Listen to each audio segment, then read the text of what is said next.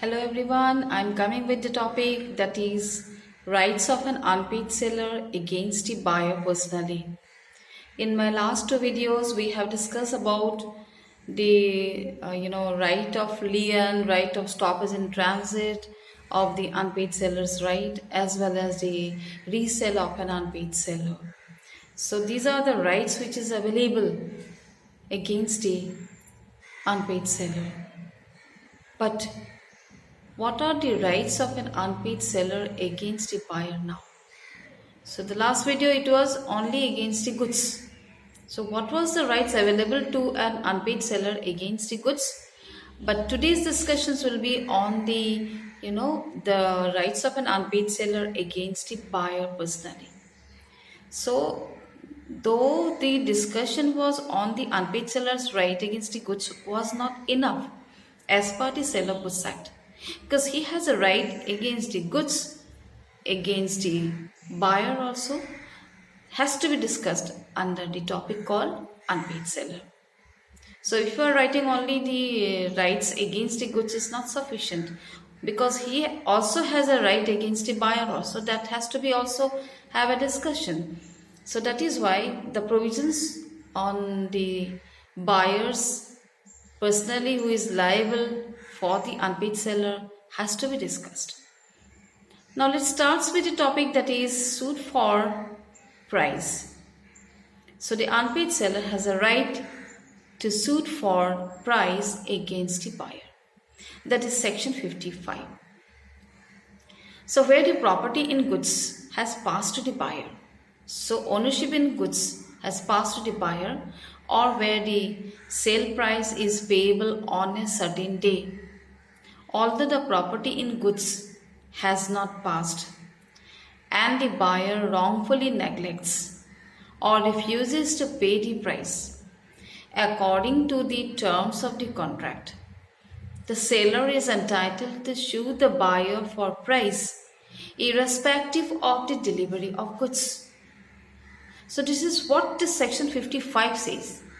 So it says that where the property in goods has passed to the buyer, so ownership in goods has passed to the buyer, so ownership is with the buyer now, or where the sale price is payable on a certain date. The consideration amount, cost of the goods, that is a sale price, is to be paid on a certain date. That means payment has not been made, although the property in goods has not passed. Suppose you're thinking the property in goods has not passed, that is ownership in goods has not passed, and the buyer wrongfully neglects or refuses to pay the price according to the terms of the contract. So other case it says if ownership is not passed and buyer also wrongfully neglects, he neglected or he refused to pay the price, that is a consideration amount, that is sale amount, according to the terms of the contract. If he has not paid, the seller is entitled to sue the buyer for price, irrespective of the delivery of goods. So in this situations, first we said property in goods has passed. Second circumstances we said the property is not passed, but he refuses to pay the price. Then what is the remedy is available to the unpaid seller? So he can file a suit against the buyer for the price, whether delivery is given or not. So delivery of goods has been made or not, that is different thing, different matter. It will not be discussed on this point regarding the delivery. But under these two circumstances, see, the seller has a right, that means he is entitled to sue the buyer for the price, that is a consideration of the sale price. That is very important. Now second remedy available to an unpaid seller against a buyer is suit for damages for non-acceptance, that is section 56. So it is a suit for damages, compensation you are asking it for non-acceptance because the buyer has not accepted the goods. So this is section 56 says. So what is the provisions? We'll see. Where the buyer wrongfully neglects or refuses to accept and pay for the goods, the seller may sue him for damages for non-acceptance. The seller's remedy is, in this case, is a suit for damages rather than an action for the full price of the goods. Now the case is here, section 56 says buyer has wrongfully neglects, right? Wrongfully he has neglected or refuses to accept. He don't want to accept also, or he neglect to accept it and pay for the goods, and he is neglected to pay for the goods. He has not made any payment on the goods. The seller may sue him for damages for non-acceptance. The ground is he is a non-acceptance by the buyer, and that is why he is entitled to sue for damages, that is for compensation. The seller's remedy in this case is a suit for damages. He can only ask damages, but not for an action for the full price of the goods. He cannot ask the full amount of the sale considerations for the goods.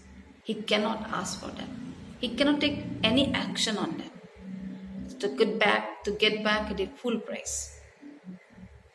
Understand? Because he has neglected to pay and he did not accept also, that is why. So this is your second remedy available to an unpaid seller. And the third remedy we will see, and the last remedy, that is against the buyer. Personally you can take action. So third one is suit for special damages and interest. Section 61. This section entitles the seller to sue the buyer for special damages. He makes entitled the seller to sue the buyer for special damages. Right? So the unpaid seller can file a suit against the buyer for special damages and also for such loss.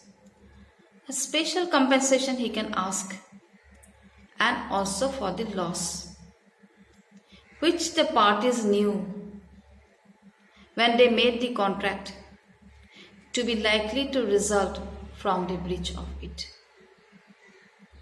So it says that according to the section 61, the unpaid seller can, sue the buyer for special damages, special kind of damages he can ask. That is a compensation he can ask. And also he can ask for the such loss caused to him, which the parties knew. They both of them knew about it when they made the contract to be likely to result from the breach of it. So both the parties, buyer and seller, they knows it very well that when they have entered into a contract, so there is likely to result from the breach of the contract. So they were aware about it, very much well aware about it, that what will be the consequences if there is a breach of this contract. So that's why, and by this 3 cases we have seen that the seller has a remedy to ask for compensations, but not to file a case for the, take an action for the whole of the amount he cannot ask in those of the cases. And if there is a breach is there, then he can also ask for a special damages he can ask. Because what was the loss caused to him, he can ask for it. So this is the rights available to an unpaid seller against the buyer personally. So for today's lectures, I'm completing this, unpaid seller's right available against the buyer personally. And next video, I'm going to discuss the buyer's right against the seller. What will be the rights available to a buyer against the seller? Because there may be cases like seller might be breaking the contract. There may be breach of contract by the seller. Then what will be the remedy, or the justice will be given to the buyer? So the buyer can take an action against the seller. So that will be discussing, and it is also a little length I have to discuss because there are certain points are there. So tomorrow's lectures I'm going to discuss this. So that is the buyer's right against the seller. So keep watching this video till the end of this my discussions, and please don't forget to subscribe to my channel, and if you are newer to it. And I am, by this way I am going to completing the entire sales of goods act within a few days, because only the small topics are remaining if I'll discuss tomorrow's videos with this. So till then keep watching and wait for my next videos to come.